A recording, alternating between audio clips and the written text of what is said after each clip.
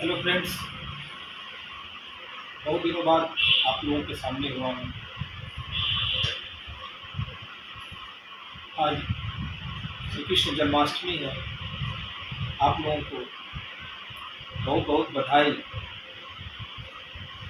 आज बहुत ही शुभ दिन है, इसलिए मैं आपके सामने आया हूँ। आज भगवान श्री कृष्ण का जन्मदिन है। श्री कृष्ण को किसी भी रूप में आप मान सकते हैं। एक बहुत बड़ा नायक, एक बहुत बड़ा नेता, एक बहुत बड़ा समाज सुधारक, और सारे देवता इनमें वास करते हैं, ऐसा कहा जाता है। ऐसा हमारे शास्त्रीय प्रमाण है। सब ईश्वरों के ईश्वर हैं। श्री कृष्ण हर रूप में आपके सामने है।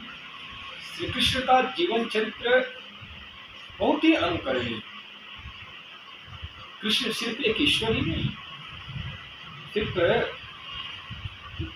कृष्ण पूरे जगत के गुरु हैं। कृष्णम वंदे जगत गुरु। इसका मतलब क्या? इसका मतलब है कि कृष्ण के चरित्र को और कृष्ण के उपदेश को मान करके आप चाहे जिस धर्म संप्रदाय, जिस देश विभाग में रहते हो, आप अपने जीवन को पूर्ण कर सकते हैं। इसलिए कृष्ण पूर्ण ब्रह्म कहा जाता है। इनका चरित्र पूर्ण है हर तरह का। ये कोई सांप्रदायिक नहीं है। जब श्री कृष्ण ने अपना जीवन जिया मानव के रूप में ही, उस समय कौन सा संप्रदाय था सनातन धर्म के सिवा? कोई नहीं था। अगर आप हिंदू, सिख, ईसाई या कोई और संप्रदाय से भी हो सनातन धर्म के सिवाय, तो आपके भी गुरु, आपके भी पूर्वज श्री कृष्ण हैं। इसलिए आप श्री कृष्ण को फॉलो करें कि ना सोचे कि आप धर्म से विकृत हो रहे हैं।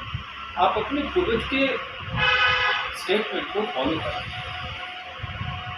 इसलिए संप्रदाय के जो सीमा रेखा है, देश की जो सीमा रेखा है, उससे ऊपर है श्री कृष्ण। इस भारत के जगत गुरु नहीं, भारत के गुरु नहीं बोले गए। कृष्ण वंदे जगत गुरु, यानी हर देश काल परिस्थिति में कृष्ण के वाक्य, कृष्ण के स्टेटमेंट से हमेशा शाश्वत है, सत्य है और जीवन जीने के लिए पूर्ण संदेश। उसके बाद किसी चीज की जरूरत नहीं। कृष्ण का जीवन है। श्री कृष्ण के इतना एक विशाल अर्थ है कि मैं क्या सारा और शेष भी उसे करने में असमर्थ है। मैं थोड़ी सी बात आपके लिए कहूँ। इस चैनल पे बहुत सारे हमारे स्टूडेंट्स ही एम्प्लॉयड हैं, तो उनके लिए मैं उनके जीवन जीने के लिए एक संदेश दूँ तो ये कहूँ कि ठीक है, आप पूजा पद्धति में जाएं तो बहुत अच्छी बात, न जा पाए, न माला कर पाए तो कोई बात नहीं। आपका जीवन ऐसा हो कि पूजा हो जाए। आप जो भी कर्म करें, पहले तो अच्छा कर्म, अच्छे कर्म मतलब किसी को नुकसानदेह ना हो, ना अपने लिए हो ना दूसरों के लिए। अगर आप ऐसा जीवन जीते हैं तो समझिए आप एक साधु का जीवन जीते हैं। या आपके जीवन चरित्र से सबको फायदा हो, सबको नहीं तो जिस कम्युनिटी से आप बिलोंग करते हैं, आप जिस स्थान से बिलोंग करते हो, उसको तो उससे हानि ना हो कम से कम। तो आप किसी को अपने जीवन चरित्र से कष्ट न दें और जो भी काम करें उसमें कोई भी कर्तापन का एहसास नहीं। आप ये माने ये मेरा तो कर्तव्य ही था, इसे करना बहुत जरूरी है और ये ईश्वर की कृपा से हुआ है, तो आपका सारा का सारा जो कर्म है वो पूजा ही हो जाएगा। सिर्फ भाव बदल लेना है, काम तो वही करना है। बहुत सारे लोग अच्छा काम करते, सामाजिक काम करते, राजनीतिक काम करते, हर जगह अच्छाई है और उस अच्छाई के लिए अगर आप करते हैं तो कार्य तब पूजा जरूर हो जाएगा जब आप ये मान लेते हैं कि मुझ में इसमें कर्तापन नहीं है। 5वें अध्याय में भगवान श्री कृष्ण इसको बड़ा व्याख्या करते हैं। मैं उसको शॉर्ट में कहूँ, सिर्फ आप अपने कर्तापन का अभाव मान लेते हैं, ये मानते हैं कि जो भी मैंने किया, जो भी किसी को सुख पहुँचा, किसी समाज को फायदा हुआ, उसमें मेरा कर्तापन नहीं है, ईश्वर की कृपा से हुआ, तो ये वो कर्म ही पूजा हो जाता है। फिर आपको शायद पूजा करने की जरूरत ज़्यादा नहीं है, करें तो और अच्छी बात है, कर्म ही पूजा हो जाए तो फिर वो संन्यास लेने की जरूरत नहीं। मतलब आप घर द्वार छोड़कर गेरुआ वस्त्र पहनकर ही सन्यासी हो सकते हैं ऐसा नहीं। भगवान कहते हैं वो कर्म योगी होता है जो कर्तापन का भाव रखता है, और कर्म योगी और सन्यास के कर्म में कोई अंतर नहीं है, दोनों का एक ही फल है। यानी आप सन्यासी भी हो जाते हैं फल के। अच्छे काम के लिए एक धैर्य रखिए, प्रतीक्षा कीजिए, सही समय का पूरी निष्ठा के साथ काम कीजिए, और कार्य में कर्तापन का अभाव कोशिश कीजिए। आपका कार्य सिर्फ आपके ही लिए ना हो, आपके अपने लिए भी करना है आपको, लेकिन उसके साथ साथ पूरे समाज के लिए हो, अधिक से अधिक लोगों को लाभ पहुंचे।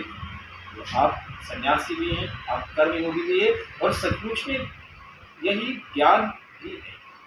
भगवान गीता में 18 अध्याय में 6 अध्याय में अगर लगभग मैं बांट दूं तो शुरू के अध्यायों में वो कर्म योग की बात करते हैं, बीच के 6 अध्याय में लगभग वो ज्ञान योग की बात करते हैं, और बाद में भक्ति योग की बात करते हैं। ये तीनों ही इस तरह के व्यवहार से पूर्ण हो जाता है। आप ज्ञानी अगर आप ये मानते हैं कि आप कर्ता नहीं है, आप सन्यासी भी हो जाते हैं, और आप कर्म तो कर ही रही जो जीवन के लिए करना चाहिए, तो सबका उपदेश। इसलिए कोई विधि न जानती, कोई विधान न जानती, भगवान खुद कहते हैं सर्वधर्मानि परित्यज्य माम एकम शरणं व्रज। अगर कुछ पूजा पाठ विधि का ज्ञान न हो तो एक डिस्काउंट, बहुत बड़ा डिस्काउंट देते हैं, कहते हैं सब छोड़ दो, तो मेरे शरण में आ जाओ, यानी मेरी बातों को, मेरे उपदेश को मानो, मेरा ध्यान करो, उनकी वो जो कर्म किए उसका अनुसरण करो।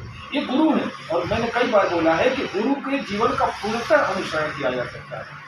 ये जगत गुरु होने के नाते इनके जीवन का पूर्णतः अनुसरण जो आपको सुटेबल लगता है कर सकते, और आप पूर्ण बन सकते।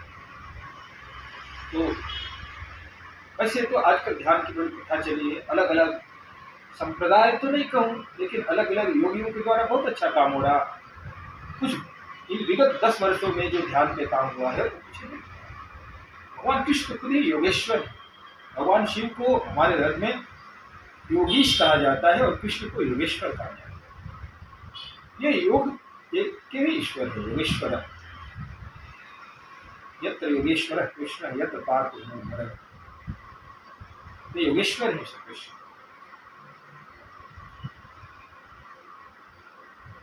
आप ध्यान के माध्यम से भी जाते हैं तो ठीक है, बहुत सारे पंथ ये बताते कि अपने आप का ध्यान करो, सांसों का ध्यान करो, कीजिए। लेकिन मेरा एक अपने विद्यार्थियों को और अपने साथियों को एक मेरा सलाह जरूर है कि करना चाहिए, लेकिन कहीं ऐसा न हो कि अपने अपनापन का बोध हो जाए, मतलब अपने को ही हम सर्वश्रेष्ठ मान बैठे, तो ये अज्ञान की तरफ बढ़ जाता है। जब ज्ञानी ईश्वर से न जुड़े ना तो बहुत खतरनाक हो जाता है। ज्ञान की पूर्णता तब आती है जब वो ईश्वर से जुड़ जाता है। जैसे नदियां समुद्र से मिलकर पूर्णता को प्राप्त करती हैं, वैसे ही ज्ञानी भी पूर्णता तब प्राप्त करता है जब वो ईश्वर से मिलता है।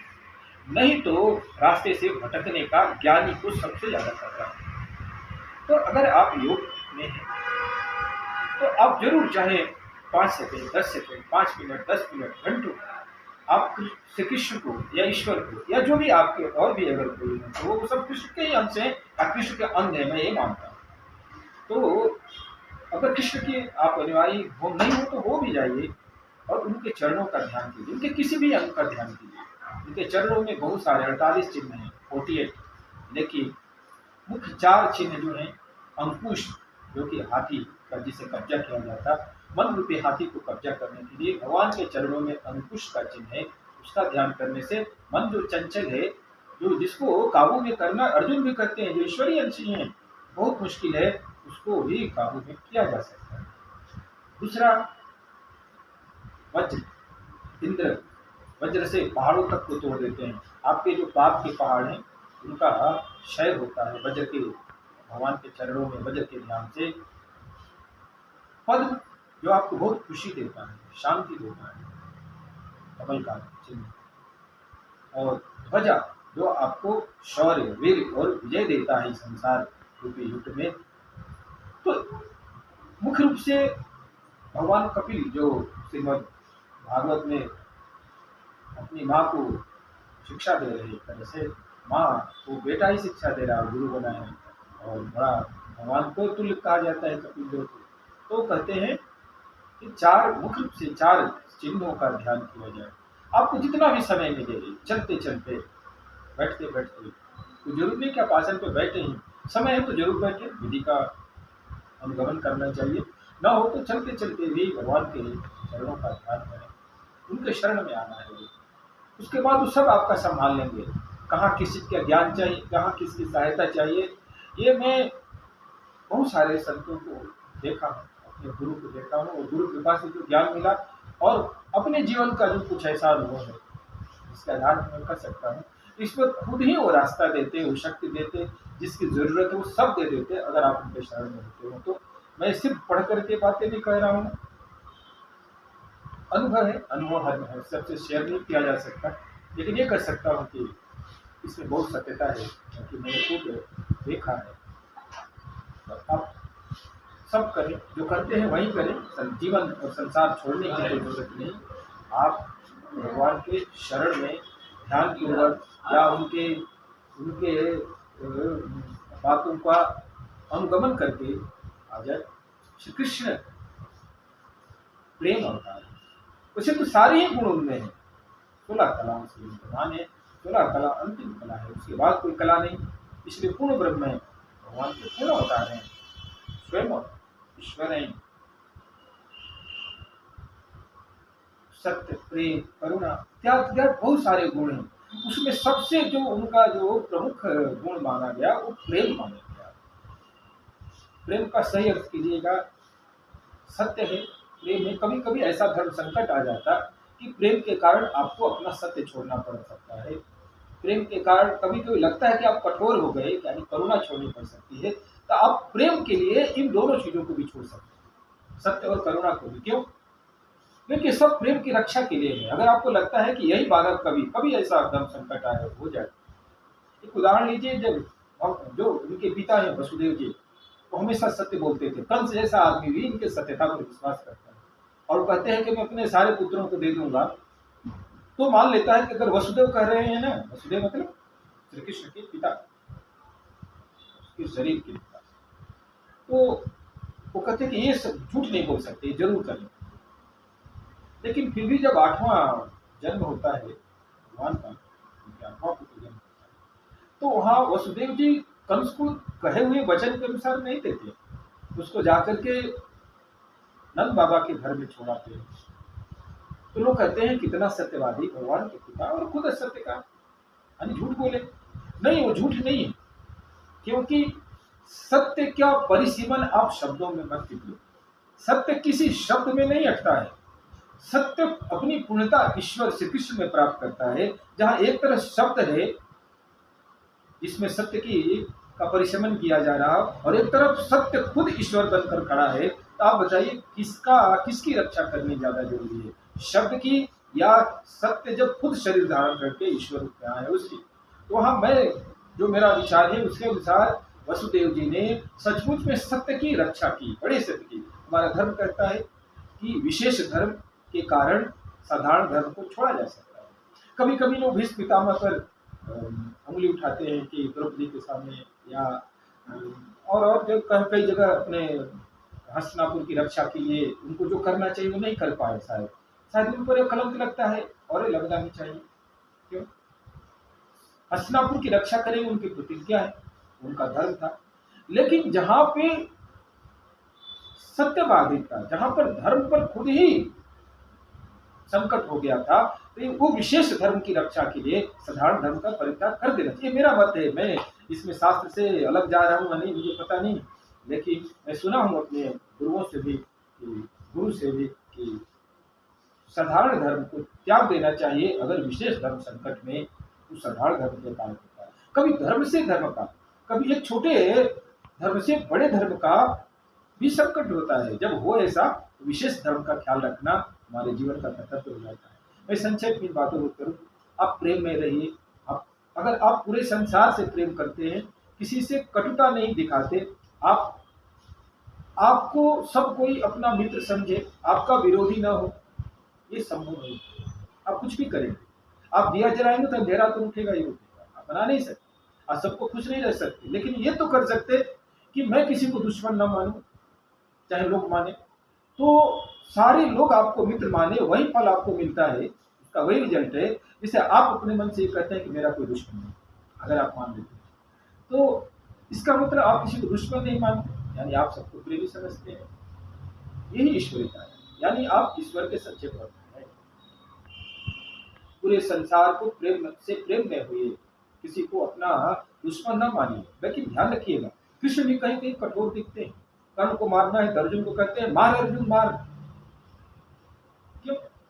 कभी कभी दुष्टता के लिए अगर वो नेगेटिव एनर्जी है और धर्म की रक्षा पॉजिटिव एनर्जी है, तो नेगेटिव पर माइनस साइन देकर ही पॉजिटिव बनाया जा सकता है। नेगेटिव ऑलरेडी अगर कोई हो और हम पॉजिटिव साइन आगे अगर आप देते तो पॉजिटिव नहीं बनेगा, नेगेटिव हो जाएगा। इसलिए किसी दुष्ट को मारने की, जो धर्म की हानि कर रहा हो, उस पर भगवान मारने के लिए भी तत्पर होते हैं और कठोर हो जाते हैं। क्यों? वहां माइनस माइनस ही प्लस होगा। भगवान बहुत बड़े, भगवान श्री कृष्ण बहुत बड़े वैज्ञानिक हैं, बहुत बड़े गणितज्ञ, सारी चीजों का ज्ञान है। तो अल्पकाल विद्या सब पाई, सब विद्या तो उनके अंदर ही है, वो छोटे छोटे पा गए थे। तो वहां कभी कभी आपके जीवन में भी हो सकता है कि कोई दुष्ट आदमी अगर आपके घर में घुस है तो क्या कीजिएगा? उससे प्रेम कीजिएगा, उसको मारना ही और पूरे संसार से प्रेम करने का तरीका है। मैं ये जो बातें बोल रहा हूँ, मेरे शब्दों का गलत मीनिंग ना लगाएं और इसका गलत जगह यूज करके रिजल्ट उल्टा न करें। अगर सही में तो समाज के लिए, आपके परिवार के लिए, आपके लिए अगर वो गलत है तो उसका निवारण, अगर निवारण में कठोरता बरतनी पड़े तो भी प्रेम है। प्रेम का एक बहुत बड़ा अर्थ है। तो आप सारे संसार के लिए प्रेम में हो जाए, किसी को अपना दुश्मन न समझे। केवल ये प्रेम में किसी व्यक्ति के साथ ही नहीं बोल रहा, संसार के लोग, व्यक्ति के लोग, आपका पर्यावरण, आपका वातावरण, आपके अगल बगल कुछ लोग ऐसे होंगे, कुछ बच्चे ऐसे घूमते होंगे, देखिए कोरोना काल के बाद, जो खाने बिना सुबह सुबह निकल जाते हैं, पन्नी बटोरते, ये बटोरते। अगर आपसे हो सके तो आप उनके लिए भोजन का इंतजाम करिए। आप सबको नहीं कर सकते, एक आदमी को दीजिए, एक रोटी दीजिए। आपका, मेरे समझ से, मेरा ऐसी आशा है कि आपका सामर्थ्य बढ़ेगा और आप अगर ऐसी चेतना रखेंगे तो आप दूसरों को भी, और भी लोगों को ज्यादा बढ़ता जाएगा आपका सफर और देते जाएंगे। आपके बगल में कोई आदमी ऐसा भूखा हो, आपका कर्तव्य बनता है कि आप उसको खाने के लिए भी इंतजाम करें, केवल अपना ही पेट ना करें। आपके अगल बगल कोई कुत्ता, कोई जीव, कोई गाय, अगर उसको खाना न मिल रहा हो, लाचार हो, तो पशुओं पर भी आप उसकी इंतजाम करें। ये धर्म का, ये धर्म का ऑर्डर है। तो मनुष्य के लिए, पशु पक्षियों के लिए आप उनके लिए दाना डालिए, अपने घर के आसपास पानी की व्यवस्था कीजिए, लोगों से मिलिए, मिल करके लोगों को भी जागृत कीजिए। और अकेला नहीं कर सकते तो ग्रुप बनाइए, समाज को चेतना दीजिए इसके लिए, पशु पक्षियों का, आदमी का, खासकर गाय का जरूर, और सबका, कुत्तों का भी। इस तरह से आपका जीवन जीते हुए, साधारण परिवार में जीते हुए आप सन्यासी या उससे भी बेहतर हो सकते। लोगों के लिए दयालु हो, कृष्ण के चरणों का या उनके किसी भी अंग का ध्यान करें, कुछ भी समय के लिए। ये शंकराचार्य जी, आदि गुरु शंकराचार्य जी का भी है कि हर आदमी को कुछ समय ध्यान के लिए निकालना चाहिए। हो सके तो थोड़ा सा धर्म ग्रंथ 5 मिनट, 2 मिनट, कोई श्लोक ही हम वेद न पढ़ सकें तो कोई भी, अगर आप इतर धर्म के हैं, मैं तो किसी इतर धर्म को मानता नहीं, सनातन धर्म सबको समेट लेता है। हर मुस्लिम सनातनी है, हर सिख सनातनी है, सिख तो है ही सनातन, वो तो हिंदू धर्म से है ही नहीं। कोई भी ईसाई कहीं भी हो, सब सनातनी है, सनातन धर्म उल्टा देता है। हम सबके लिए बात कर रहे हैं। अब अपने अपने धर्म ग्रंथ का एक ही लाइन से ही उसकी अच्छाइयों को जीवन में भी उतारें और उसका अध्ययन भी करें, स्वाध्याय करें। जीवों के लिए प्रेम में हो, जीवों के लिए करुणा में हो, सत्य का आचरण करें। श्री कृष्ण सारे धर्मों के मूल हैं, सारे धर्मों के निचोड़ हैं। अर्जुन को श्री कृष्ण के अंदर सारे देवी देवता देते हैं। ब्रह्मांड ईशम कमलासनस्थ, ऐसा कहते हैं अर्जुन। ब्रह्मा और शिव उनके उदर के अंदर कमलासन पर बैठे हम देखते हैं। तो श्री कृष्ण के इस संदेश को जीवन में जहाँ तक उतार सके उतारिए। फिर से मेरा ये है, आपसे अनुरोध है कि आपका जीवन धर्म में अपने आप ही हो जाएगा अगर आप अपने से कमजोर लोगों पर प्रेम में होते हैं। जिनको खाने का नहीं, उनके खाने की चाहे एक ही आदमी की व्यवस्था करें, जीव जंतुओं के लिए करें, पर्यावरण के लिए आपके काम जल दूषित न हो, हवा दूषित न हो, इसका पूरा पूरा आप ध्यान रखें।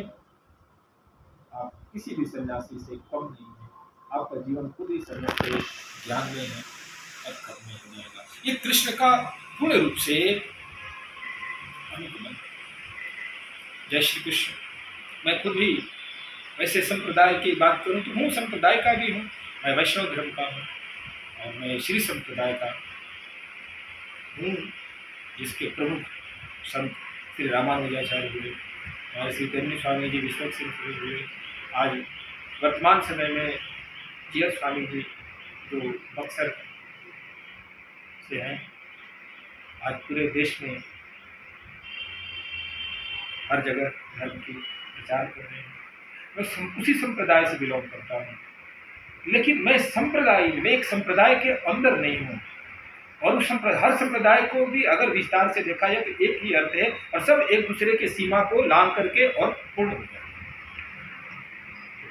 आप जहाँ जिस धर्म जिस संप्रदाय के हैं उसको आप विस्तृत व्याख्या कीजिए, आप सबके हो जाएंगे और आपका सब कोई आपका हो होगा। तो आप किसी धर्म जाति जगत भाषा की सीमा में नहीं बनेंगे और ये पूर्ण हो जाना ही ईश्वरीयता है।